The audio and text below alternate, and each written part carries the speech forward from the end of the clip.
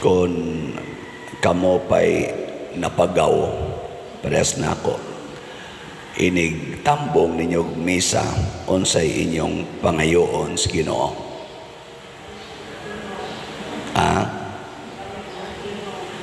Balik ang tingog.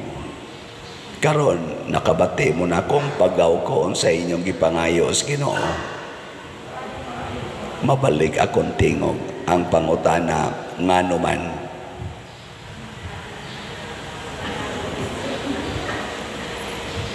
Kay dili ta gustong magantos.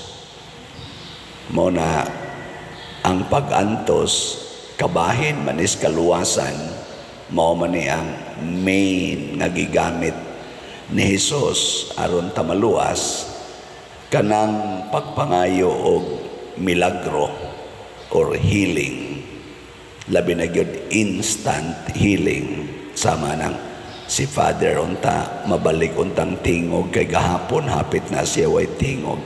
Mausanay akong una-una, Lord, inigmata unta na ako ikaugma, mabalik na unta akong tingog. Sus pagmata na ko ganiha, wa man lang yapon ko'y tingog. Para karon ba walang yapoy tingog. Pagkabati na ko sa Ebanghelyo, pag pamalandong na ako, naingon diri nga, pagkadautan gayod sa katawhan ining panahon na nangayo sila milagro aron pag tino nga ang Ginoo miuyon. Nako, sorry Lord, nangayo ko milagro nga maayo na unta akong tingog. Kana bang inig mata na to, uy, nabalik na ko tingog, praise the Lord, love jud ko ni Lord. Ana, unsa maroy akong ipangayo sa Ginoo? Unsa man kibaw mo? Wa mo kibaw no? No, akong gingnan ng Ginoo nga, Lord, nganong napagaw man ko, pasabta ko. Simple ra kay tubag ang Ginoo. Dili man ikay tagiya sa imong tingog. Pwede ra man ako kuhaon anytime. Sakto. Yang anong imo man ang gikuhaan akong tingog, Lord. Gusto ko magantos ka. Tanaw na to o mahigugma pa bakang muwali bisag hapit wa na kay tingog. Muna ingnan akong Ginoo, basta naalay mo gawas gamay, Lord, muwali gyud ko. Dili mausab ang gidugayon sa akong wali. Maingon dayon mo na naong ning pariya bisag galisod og sulti, dugay lang yapon mahuman. Muna gitawag og freedom. Matod pa diri sa unang pagbasa, mga anak ta nga gawasnon sa babae nga gawasnon, dili sa babae nga ulipon. Kanabang makabuhata unsay angay buhaton bisan pa man na ay mga kalisdanan. Kanabang parihanang asawa, bana, makapadayon ka pagpuyo sa kinabuhing minyo bisan pag naa ang mga kalisdanan o kasakitan. Kanabang free ka nga magpakaasawa bisan pag gikulatan na kas imong bana. Free ka ba? Dili ka mahadlok. Kay kanang ulipon, mahadlok man na. Ang ulipon, magkurog-kurog man na. Pero ang dili ulipon, relax. Relax kayo. Giling imong tupad. Ing na relax ra kasi imong kasakit. Ing na kuno. Ing na relax ra kasi imong mga kasakit karon. Tanawan ang dili relax. Ang mga naong kusmod, relax, sunan lang kada. Ana. Mauna sila yung mga ulipon. Mga ulipon ba? Way kagawasan. Ikaduha, kini diyang pagpangayong milagro, makahimo na to nga dautan sa matas Ginoo. Ningon man siya diri, pagkadautan niining kaliwatana. Nga naman kay nangayog milagro. Sayon raman unta himuon ni Kristo nga maluwas ta pinaagi sa iyang gahom. Usara gyud ka ana studlo luwas na tang tanan. Usara ka desisyon sa Ginoo luwas na tang tanan. Inigingon niya, I forgive you. Wala, luwas na ta. Nganong ni agi pamanggid siya nga nagpakatao ni puyo pagyog siyam ka buwan sa tiyan sa usa ka babae, tiyan ni Maria. Unya natao pagyos pasungan, nagbakwit-bakwit pagyod ngadtos Ehipto kay gigukod ni Herodes. Ni agi pagyud siya tong kapobre nga portigyong pobriha. Siging pamanday, naliwat sa iyang papa pagpamanday. Nganong ni agi pagyud siya tong lutoson siya, biay-biayon siya, insultohon siya, atubangas publiko. Nganong ni agi pagyud siya tong budhian siya, kulatahon siya, gibitay pagyud sa cross. Nakapangutana mo ana, nga pwede ra magyug anaon unta. Wa mo mangutana. Mao na akong pangutana. Nya mo na ningon ang Ginoo nako. Niagi magikwatong maong kalisod. Kasimpulan ang imong pagaw. Di ka mo agi ana. Isip preacher, isip pare, di ka ganahan na magkalisod kag sangyaw, magkalisod kag sulti.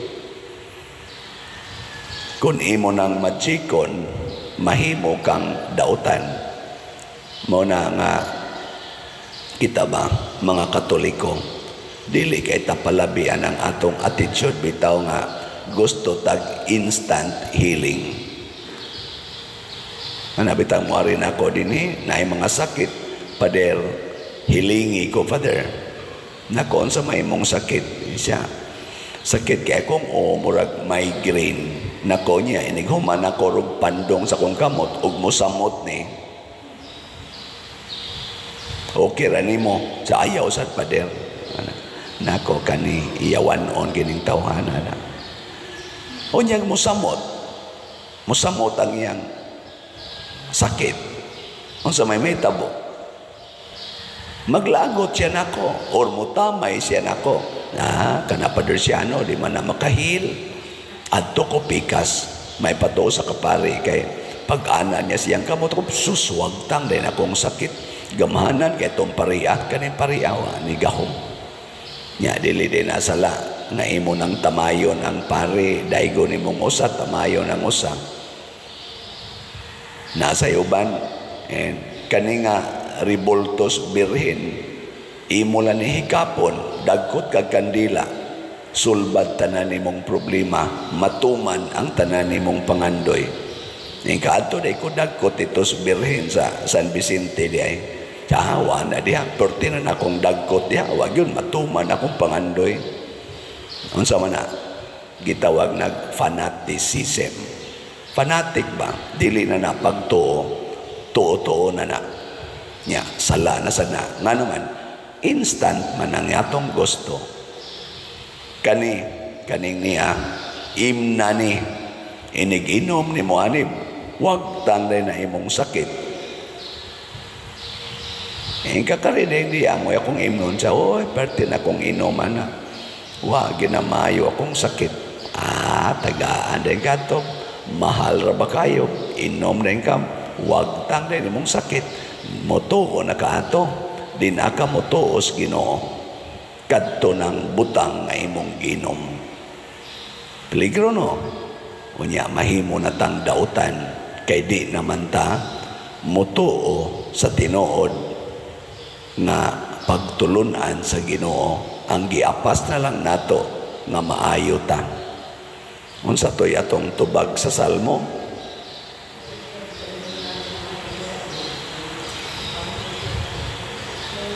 Parihata wata ka inom do na ray daigon kusga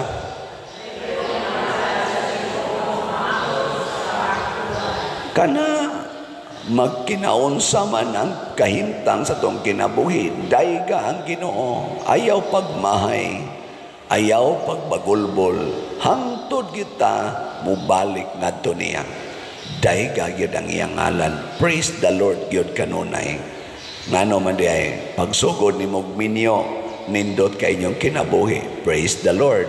Pagtunga-tungas minyo nangalubo inyong ngipon sa pag-away, sinukmagay. Praise the Lord. Pagdangtag na po katuig, wala di mong bana to nagapuyo sa silingan. Praise the Lord. Pag uli sa imong bana, masakit to na. After 30 years, wala. Masakit to na. Paralyzed pa yun. Samtang maglimpyo ka niya. Unsa may isulti.